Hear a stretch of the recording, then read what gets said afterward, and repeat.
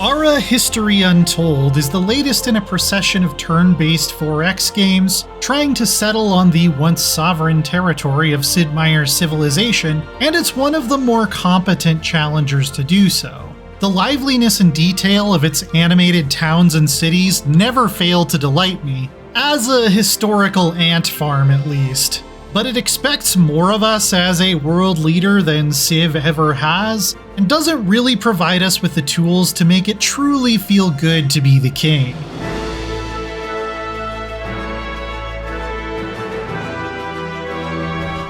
On a basic level, Ara doesn't have a vastly different view of history from its 4X forebears. Starting from roughly Neolithic times, you race down a tech tree split up into 3 acts of 4 ages each, along a familiar and narrow path based mostly on Europe and its colonial offshoots. One little twist I did appreciate is that the final futuristic era has a lot more to do with general AI, transhumanism, and cybernetics than going to space, which I think is a necessary and likely step on the path ahead of us that often gets skipped over in favor of immediate interstellar travel. Much like Civ, Ara lets you select from an array of historical leaders who appear in a simple but expressive 3D style. Alongside familiar faces like Caesar and Shaka Zulu, we also get some less conventional rulers like Copernicus for Poland and Sappho for Greece, which is a nice touch. By the way, whoever designed this alternate modern outfit for her knew exactly what they were doing. Their bonuses are all underwhelmingly passive though. None of them can really do anything the others can't, and there are no culturally unique units, at least not from your leader choice. You can unlock a couple wild cards like Berserkers from building a brewery, but they're available to anyone who meets the right conditions. There's also a system of opposing personality traits that maybe could have been interesting, because it does affect how other leaders will initially view you diplomatically, but I didn't find it to be that impactful.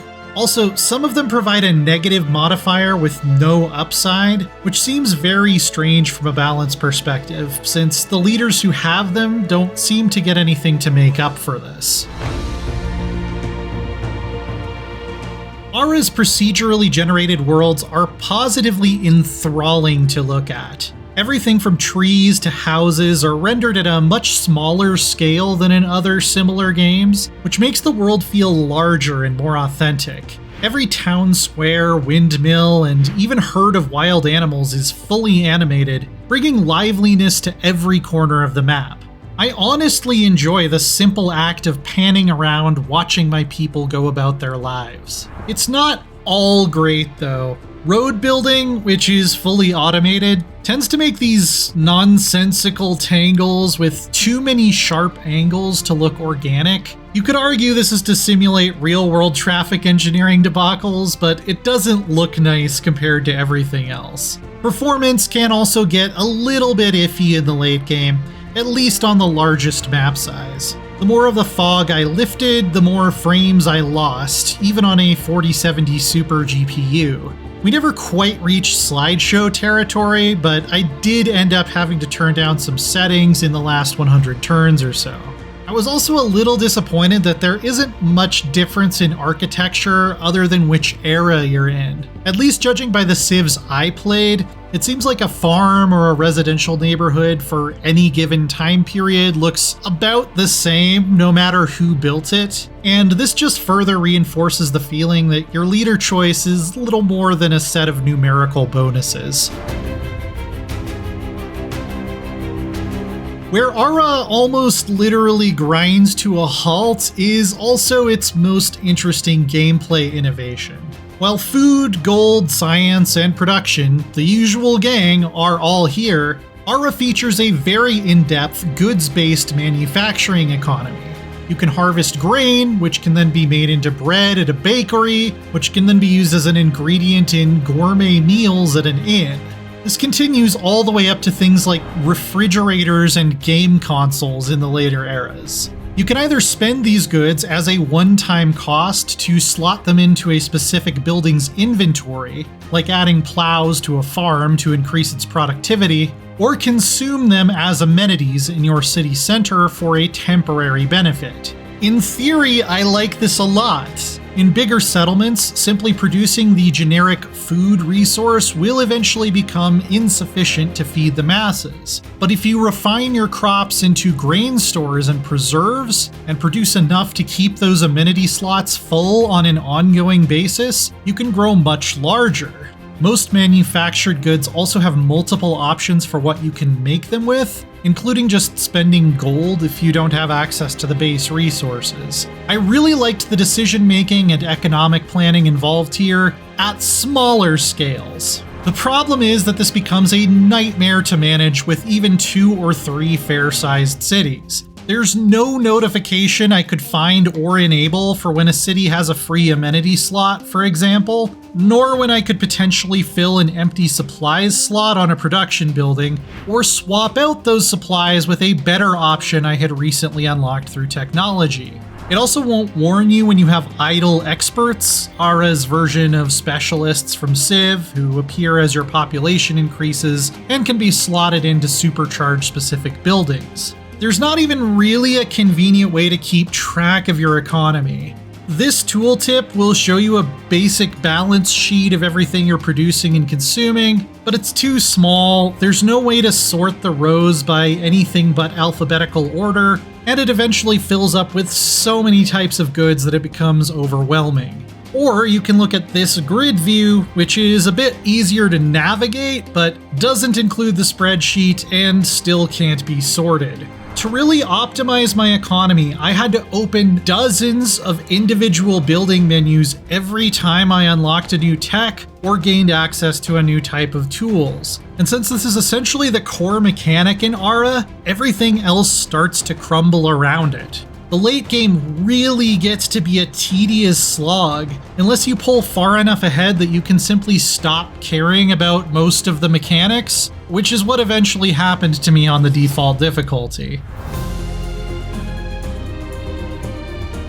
Combat is fine. It's very automatic with some rock, paper, scissors unit choices and unlockable formations that can give you modest bonuses based on the types of troops you have access to, adding a little bit of tactical decision making.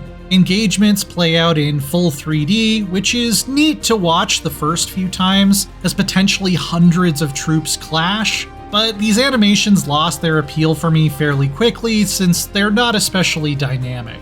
Ara also includes a knockout mechanic, which is something I'm generally not a fan of. After a certain number of players have reached age 5 and subsequently aged 9, the ones with the least accumulated prestige, your overall score based on everything from military victories to total population, are removed from the map, with their cities becoming explorable ruins. It's possible to turn this off for human players, which is nice, but I didn't really get the sense that streamlining the later eras to just a handful of great powers was worth losing the diplomatic complexity of a larger cast. In a 12-player game, 8 will move on to Act 2, and 5 will remain competing for the top spot in Act 3. It's also just weird the second time it happens, with bustling Enlightenment-era cities vanishing overnight.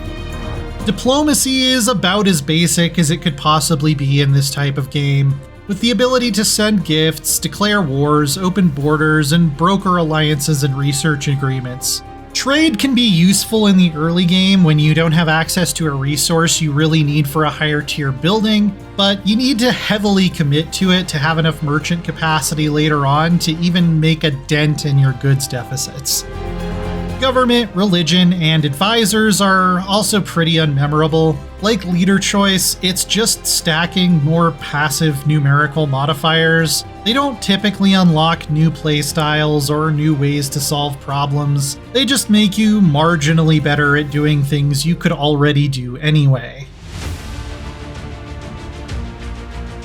While Ara is a visually captivating historical 4X with an interesting underlying economy, it gets bogged down well before the midway point, mainly because it doesn't provide enough tools and UI support to manage all of the things it expects you to manage. Your choice of leader, religion, and government almost always simply add uninteresting passive modifiers, which means most playthroughs will feel roughly the same other than the layout of the map itself. I had a pretty decent time with my March Through the Ages, especially in the first of its 3 acts, but it did require me to eventually give up on trying to play optimally, passing turns without doing anything until I emerged victorious. A lot of these systems are exciting and clever in their design, they're just not that enjoyable to interact with past a certain point. For more management, check out our reviews of Frostpunk 2 or Satisfactory's 1.0 update. And for everything else, stick with IGN.